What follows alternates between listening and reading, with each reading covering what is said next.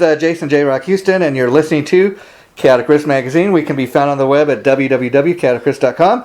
Our special guest tonight is lead guitarist Zach Acuri from the band 14 North, and you just recently released a new CD called What the Feeling.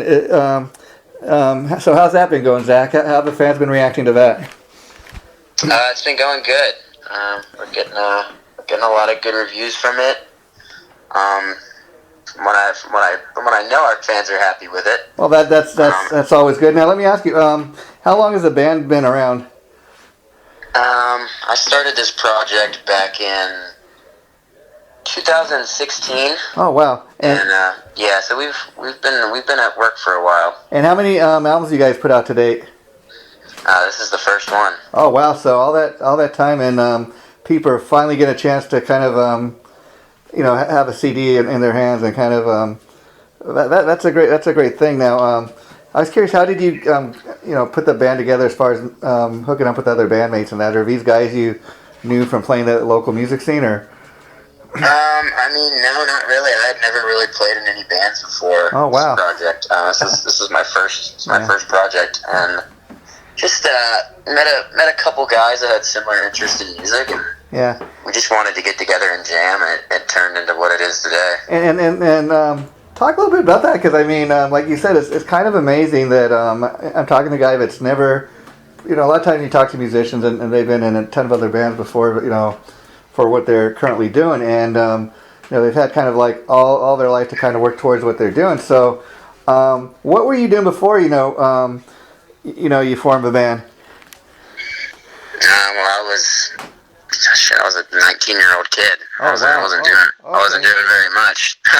I'm 23 now, and in a way, you're really living the dream. I mean, what was the process like? As far as getting your record deal, and a lot of people don't even know what a record deal is these days, because it's not as common as it once was. So the fact that you even have a record deal, that's pretty, major accomplishment. And second of all, I gotta say, you're with a pretty good label, Pavement Entertainment. One thing that I've always been impressed by this label about is the fact that Tim King, who the bass player from Soil, he's the one that started the label. He's a fellow musician. He's kind of been living the life himself, and I respect the fact that it's a label run by the guy who's an actual musician, as opposed to just another guy in a suit who knows nothing about what it's like to be in a band and be out on the road. Right. Yeah, we're super happy with all those guys over at Pavement. Tim's a great guy. Mark's a good guy. Yeah, we got hooked up with them through our producer Damon Starkey, and kind of along with our manager, and they kind of reached out for us. And oh, cool. And so, what was that process like? As far as, I mean, I imagine you'd sent them a packet, and then and from the time you sent that out, how long was it till you got an offer to, hey, we're interested in working with you guys? It was immediately. We had left the studio, got all the songs together, mixed and mastered.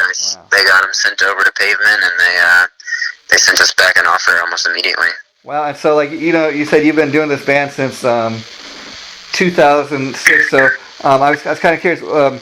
Are these songs that you've had all along ever since the beginning of the band, or like these newer songs? So the project, like I said, started in 2016, and it was just a couple of my friends, and I think we wrote like 4 or 5 songs, and 5 songs, and then we actually lost our lead singer. Oh wow! And so yeah, some of the albums written with a different singer and some different members that aren't with us anymore. I'm actually the only original one.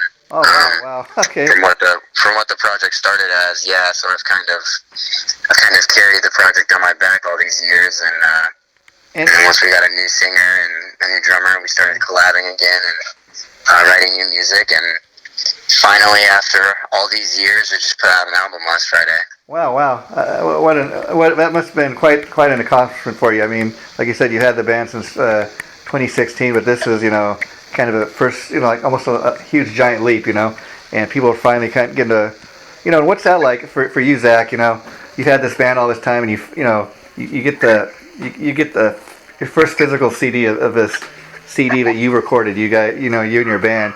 That's got to be like ultimate feeling. Yeah, it really is. I'm super proud of it, man. I've waited a long time for this. It still doesn't really feel real, honestly.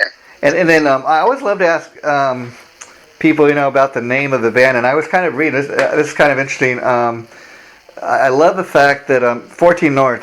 First when I heard the name, I'm like, what is that, 14 North? And then I was reading. It's basically the street you live on, or where the band was kind of from. Talk a little bit about that.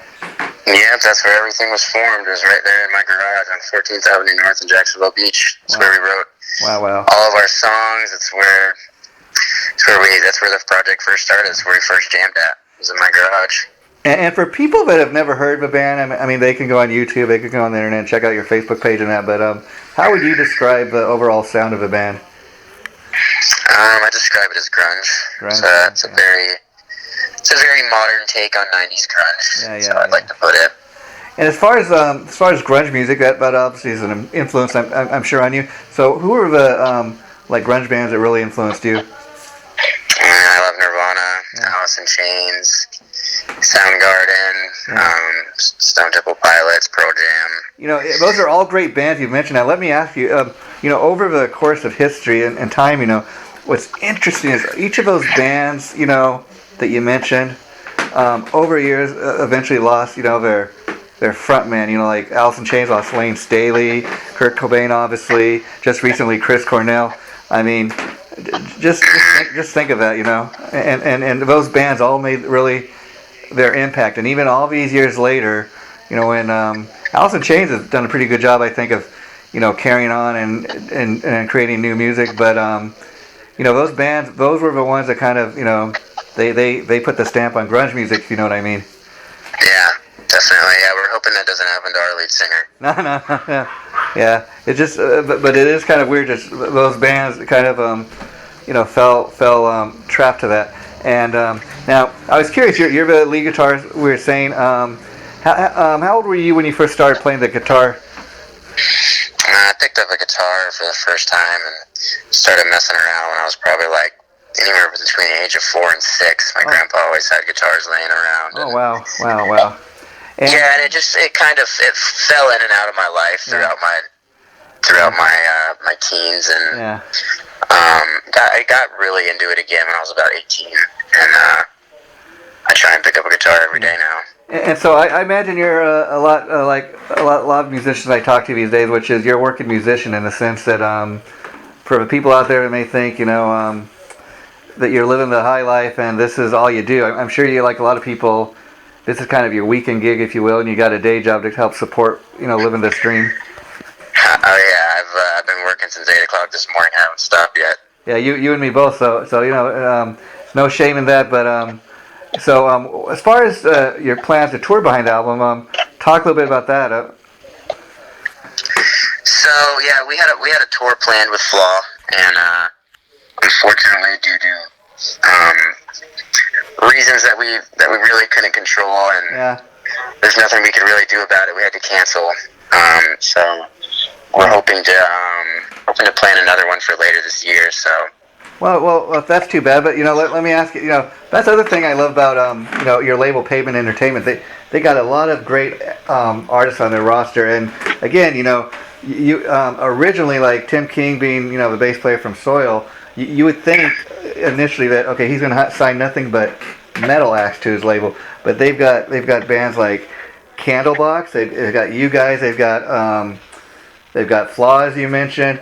They've got rap acts. They got a little something on there for everybody, and I really dig that about the label. And oftentimes in the past they have teamed some of their some of their acts together to go out on tour. I think that's a cool thing because probably a band like you'd be able to maybe tour with a Candlebox or a Flaw or something.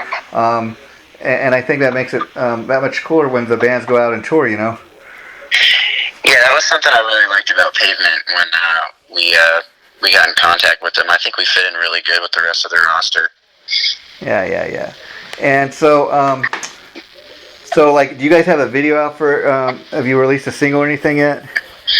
Yeah, we released our first single back in December. That one's Out of Control. We got a music video up for that, and then That was the first one of a series of music videos we're going to be releasing. The second one was released on last Friday, the day the album came out, and that one was for our song "Break," and that one's out on radio right now. Yeah, and I know you mentioned that you're from Florida. I was curious. Is there much of a music scene there these days? I mean, a lot of times people think of Florida, they think of Leonard Skinner and that. But is there much of a metal scene there these days, or even a rock? Man, it depends who you ask, but it's dead. Yeah. And have you had a chance to like play out like outside of your local area there? Yeah, we've gotten out of town a couple times, but yeah, we really don't even try to play in town very much, honestly. Yeah.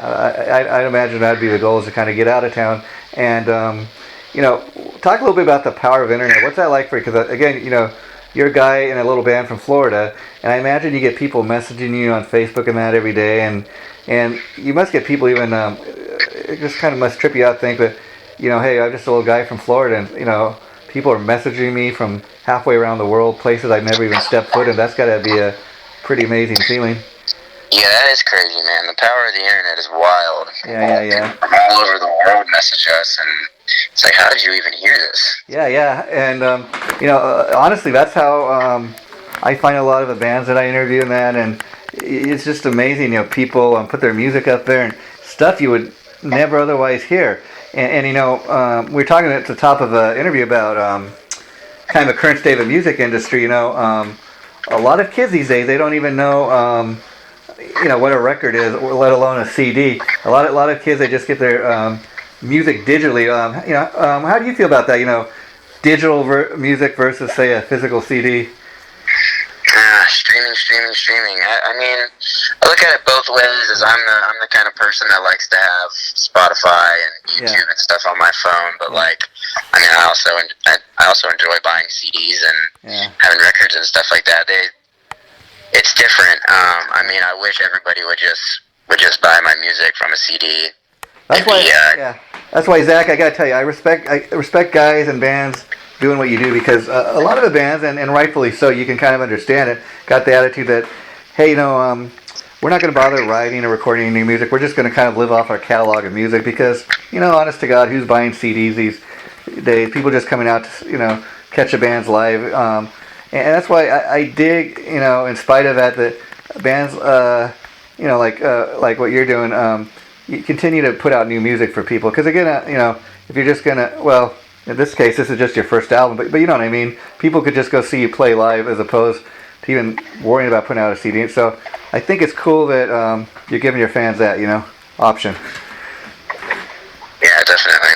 Yeah, because, I'll tell you, I'm an old school guy, but the funny thing is, these days, a lot of times I get my music through, because, I do like have a physical CD and that, to, listen to in the car, whatever, on the way to work. And I'll tell you a funny story. I live in Long Beach, California, which is near Los Angeles, and closest record store to me is Hollywood, California, if you can believe that, on the Sunset Strip.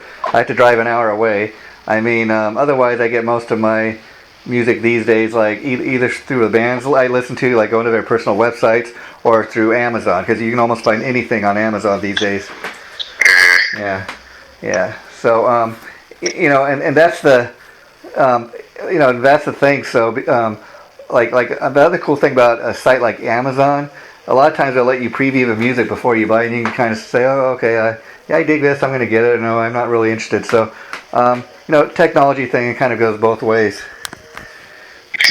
Yeah, I think it's a great tool. Yeah. And CD sales, and like you said, it's kind of dead too. Yeah.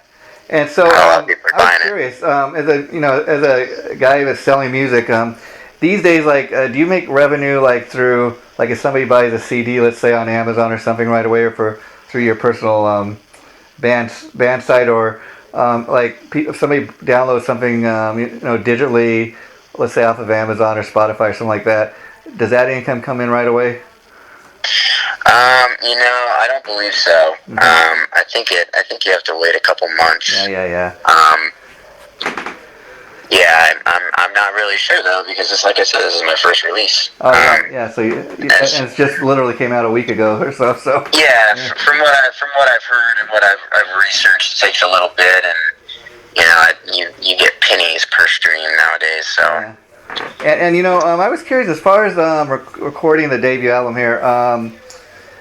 Did you guys do it old school as far as like we're all in the same recording studio?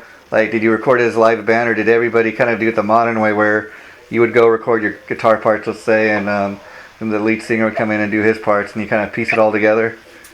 Yeah, no, we definitely do a modern style recording. We did all of our we did everything at a Damon Starkey's studio here in town. Oh, wow. And that's our producer and an engineer and co-writer. Yeah, it kind of works out. Like I'll do a guitar riff, and then we'll put drums behind it, add bass, and then start working on some vocals. And as far as the writing, I was curious. Like you're saying, do you usually start like when you want to get to that creative process, like start riffing, or do you start with lyrics, or what's your process typically? We typically start with a guitar riff. Yeah. Yeah. Okay, and so I was curious, when you were first learning to play guitar, would you consider yourself to be a self-taught player, or did you take lessons? I dabbled in lessons, but not enough to. Yeah. I claim that I'm self-taught. Well, there's something to be said for that, and I'll tell you why. Because, for example, you got guys that are super. You take a super lead singer. He's not necessarily classically trained or anything, but he's good at what he does. And then you got a guy that is like an operatic singer, but doesn't necessarily play from the heart. And you take a guy like, let's say guitar-wise, let's take a guy like Eddie Van Halen. People would probably be surprised to learn the guy cannot read a lick of music, but yet look what he's able to do on the guitar. Yeah, I can't read a lick of music either. But I'm nowhere near as good as Eddie Van Halen. Let's get that straight now. No. But at the same time, I'll put it like this: you're talking to a guy here's can't even strum a guitar. So the fact that you're in a band, Zach, and you even got a record label, you're 2 steps ahead of me. So again, I got all respect for guys that are doing what you're doing. Thank you. Yeah. And so I was curious, these songs that are on the debut album, did you have any leftover songs that didn't make it onto the album? There's a couple out there, yeah. Yeah, and save them for a rainy day. Yeah, exactly. And so were all these songs like, did you demo them all first, or did some of them just come out so good that no, we're gonna go with that take? No. I mean, I demoed a few at my house. I've got a little setup at in my garage actually, and demoed some of it there. But we always take it to a producer and have him polish it up for us. Kind of give his creative touch. And you mentioned some of the grunge bands you grew up on. I was kind of curious. So, as far as guitar players, who would be the guys that influenced you, like to pick up the guitar and do what you're doing? Wouldn't necessarily say any grunge musicians necessarily inspired me to pick up a guitar, but I grew up on a lot of classic rock, so actually guys like Eddie Van Halen and Angus Young, guys like that. I listened to a lot of classic rock, and I didn't start getting into grunge music till I got a little older, and then I love Kurt Cobain's gnarly, nasty, rude, obnoxious guitar style. So see, the thing about Kurt Cobain is he's kind of a double, well, even a triple threat, I guess you could say, because he was a great frontman, lead singer, guitar player, songwriter. He could really, that guy was just a huge ball of talent, Yeah. And it's funny, you look at a band like Nirvana, and for years people thought Kurt Cobain was Nirvana, and he was, but then who would have thought that the guy who played the drums in that band would go on to front his own band, put down his drumsticks, become a frontman himself. I mean, it's just amazing to see what Dave Grohl has done with the Foo Fighters. Yeah, I'm a huge Dave Grohl fan. I'm a fanboy for sure. Yeah, and I think he had a lot to do with Nirvana's sound too. I don't think it was. I don't think it was all Kurt. It was. But I mean, he drove that band from the back. People have that perception, is what I'm saying. Right. That's why I think a lot of people were amazed when Dave Grohl put down his drumsticks and started becoming the front man. Oh wow, he can sing, he can play guitar, he can do everything. Wow. Yeah, he's a badass. And you mentioned AC/DC, one of my all-time favorite bands, and it's kind of sad to see the current state of the band, but I've heard that they're going to put out one more like final release, go on like Brian and Cliff Williams are back with the band. They're going to go on one final tour, and I guess the album they're getting ready to put out is they found these lost guitar tracks that Malcolm Young recorded for his death, and so I mean, what a cool way to go out, Wow, I did not hear that. That's super exciting. Yeah, and it's AC/DC. Like one of the reasons they've been one of my all-time favorite bands is a lot of people, they think AC/DC, the music is so simple. You listen to two AC/DC songs, and they sound alike. There's some truth to that, but a lot of musicians I've talked to over the years, they've told me that music is not as simple to play or learn to play as most people think it is. No, not at all. Yeah, and I was curious when you were. Do you remember like when you were first starting to play? Like, what was one of the first songs you learned how to play on your guitar? Back in Black by AC/DC. Wow, and that was one of the first for sure. And it's funny you bring Back in Black up. Can you even believe, Zach, as we're sitting here talking, Back in Black this year is 40 years old. Just think about that. Yeah, that's almost twice my age. Yeah, and then just last year was the 40th anniversary of Highway to Hell, and those are the two AC/DC albums, kind of like with Highway to Hell. That's where AC/DC almost came to an end. It ended with Bon Scott, and then the following year, we get AC/DC back with Brian Johnson, and those two albums are just such pivotal AC/DC albums, and it's amazing that they're both just turning 40 years old. Just think about that, like you said. Yeah, they'll be. Those are one of those bands. I think AC/DC is going to be timeless. Yeah, and I do think if this is the last tour of the last piece of new music AC/DC ever puts out, I think we can safely say they made their mark in the music world. Yeah, they definitely did. Like I said, they'll go down in history for sure.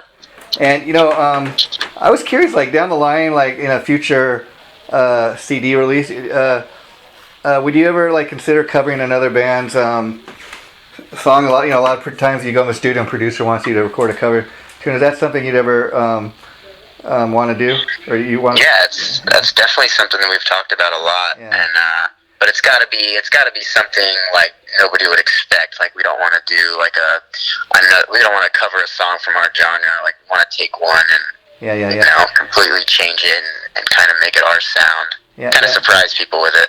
Yeah. See, that's the cool thing about when people cover songs like that, because a lot of times, like you say, there's two ways to do it. You can just pick. Oh yeah, of course they're gonna record a Who song or a Motley Crue track or whatever. But I dig it when bands kind of pick an offbeat track.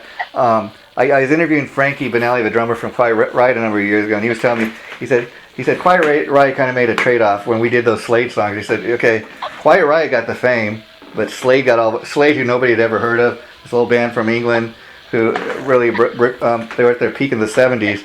But when Quiet Riot put out those two Slade songs, he's like, Quiet Riot got the fame, Slade got all the money, and deserving it.